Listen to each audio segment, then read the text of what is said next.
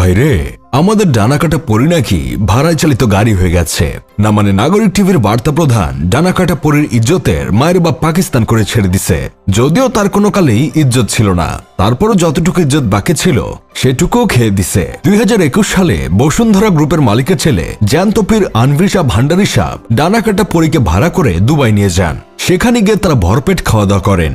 খাওয়া দাওয়া শেষে পীরে কামেল আনভির শাহ ভান্ডারী ডানাকাটা পরীকে আওয়ামী লীগের সাবেক সংসদ সদস্য, এমপি ও প্রিমিয়ার ব্যাংকের চেয়ারম্যান পীরে ইকবাল দেওয়ানবাগে ভান্ডারীর কাছে পাঠান একান্তে তালিম নেওয়ার জন্য।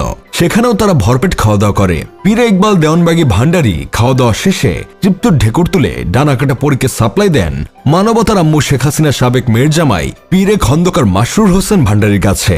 বিলাসবহুল আরমানিয়া হোটেলে তারা খাওয়া দাওয়া করেন। ডানাকাটা পরীকে খাওয়ার পর, দুঃখিত, মাফ করবেন, ডানাকাটা পরীর হাতে রান্না করা খাবার খাওয়ার পর পীরে খন্দকার মাসরুর সাহেব ভান্ডারী এতটাই খুশি হয়েছিলেন যে ডানাকাটা পরীকে উনি লুইস ভুইটন থেকে শপিং করিয়ে দেয়।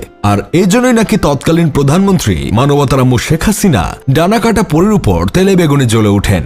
আর শেখ হাসিনা তখন আইন শৃঙ্খলা বাহিনীকে হুকুম দেন যে কোনো মূল্যেই হোক পরীকে ধরে যেন তার ডানা কেটে দেয়। ঠিক তখন তৌহিদ আফ্রিদির প্রিয় চাচু, সকল নায়িকাদের মধ্যমণি, 3 ইঞ্চি টুনটুনি বিশিষ্ট পুরুষ ডিবি হারুন শেখ হাসিনাকে বলেন, পরীর তো ডানা নাই, তাহলে কাটবোটা কি?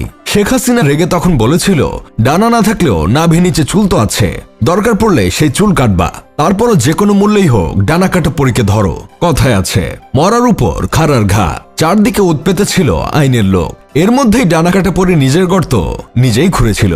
নাইট ক্লাবে গিয়ে লাল পানি সেবন করে ডানাকাটা পরী ব্যবসায়ী নাসির হোসেনকে মারধর করে, যার ফলশ্রুতিতে ডানাকাটা পরীকে পুলিশ গ্রেফতার করে 7 দিন সিদ্ধ ডিম থেরাপি দেয়। কিন্তু এতে ডানাকাটা পরীর কিছুই হয় না।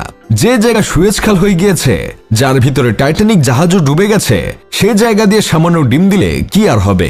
সবাইকে মধ্যম আঙ্গুল দেখিয়ে 27 দিন পর জামিনে জেল থেকে মুক্তি পান ডানাকাটা পরী। জেল থেকে বের হয়ে ডানাকাটা পরী লুঙ্গি পরে লুঙ্গি ডান্স দেন, জাতিকে বুঝিয়ে দেন পরী কি জিনিস। সেই মামলা তদন্তে যে পুলিশ কর্মকর্তা ছিল, ডানাকাটা পরী তার রূপের আগুনে সেই পুলিশকেও বশ করে ফেলে এবং সেই পুলিশ কর্মকর্তাকে ডানাকাটা পরী খুলে সব খাওয়ান, মানে বক্স থেকে কেক খুলে সেটা খাওয়ান আর কি। আর ঠিক এটাই ডিবি হারুন সহ্য করতে পারেননি। উনি দাবি করেন উনাকেও খাওয়াতে হবে, আর শুধু খাওয়ালে হবে না, তার সাথে ডানাকাটা পরীর প্রতিদিন মাঝরাতে ইমো ফ্রিল্যান্সিংও করতে হবে। বাধ্য হয়ে ডানাকাটা পরী সেটাও করেন এবং সময়ের অপেক্ষায় থেকে ঝোপ বুঝে কোপ মারেন।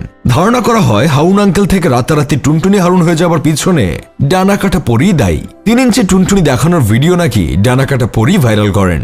আমার বন্ধু কেরামতে মতে ডানাকাটা পরী এটা রাগের মাথায় করেছে, কারণ প্রশান্ত মহাসাগরে 3 ইঞ্চি সাইজের নৌকা নিয়ে হাবুডুবু করলে রাগ তো উঠবেই। যাই হোক, শেষমেশ আমি গোলাম হোসেন একটা কাজের কথা কই।